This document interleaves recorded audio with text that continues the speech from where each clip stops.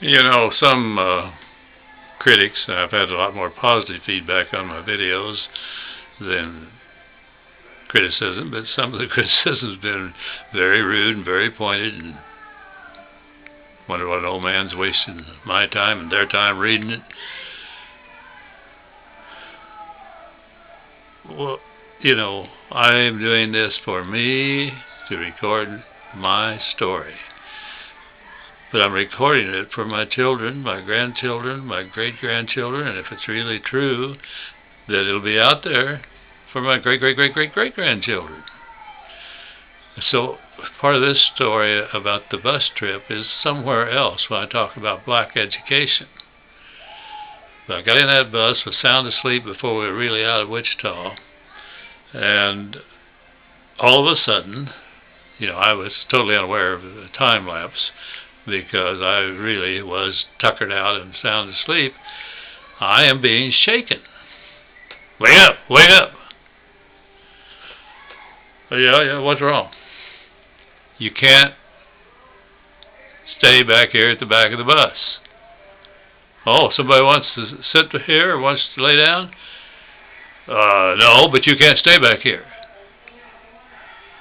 Well, that made absolutely no sense to me. I want to sleep. You can't stay back here. Now you got to get up and move up, or I've got to throw you off the bus. What's the deal? We have crossed the Mason-Dixon line. Well, you know, I knew from social studies classes that the Mason-Dixon line was Kansas to the north, Oklahoma with the south, that the line was the state line. But my gosh, there was nobody on that bus. I don't think there was, you know, the bus probably set up for 40, 50 people. I don't think there was more than a half a dozen of us on there. As far as I know, nobody black. But by golly, this racist deal that existed in that day and age, 1946, Christmas, he insisted that I had to get up and move up to the front of the bus, so I did, and oh God, it wasn't near as comfortable, but I did get back to sleep. So the racist thing is so dumb. This past week, when I was in that classroom with the kids when President Obama was being inaugurated,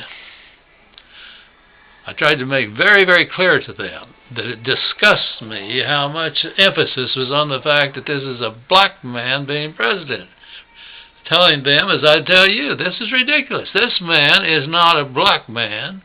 He's not a white man. He's a half black, half white man. And what the heck makes the difference what his racial heritage is? He is an American. And so are all you guys out there, you know, with the group that's at that particular classroom in Kofa. If there's 25 or 30 kids in there, probably 18 or more of them are of Mexican extraction. Half a dozen, if that, Anglo, and one or two, maybe three black. But the point I made to them is that, you know, the other thing is, not one of us really knows that much about our genealogy as to what mixtures of races and so on are in us. I happen to know that there's German, some Irish. I wouldn't be surprised at anything, and there's no way to really know. And if you knew it, it wouldn't make any difference. We're who we are, and we're Americans when we're here.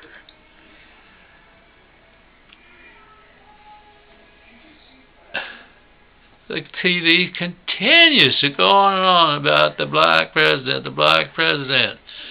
Shame on them. They are unintentionally, but they are continuing to use this thing of black and white and the idea that if you're half black or a fourth black or a 100th black, that you're black. Oh, and I did remind the kids that, you know what? From what I've been reading the last year, some of these specialists with DNA have traced it back and are saying that all of us have one of two mothers that they've traced us back to, and they were black.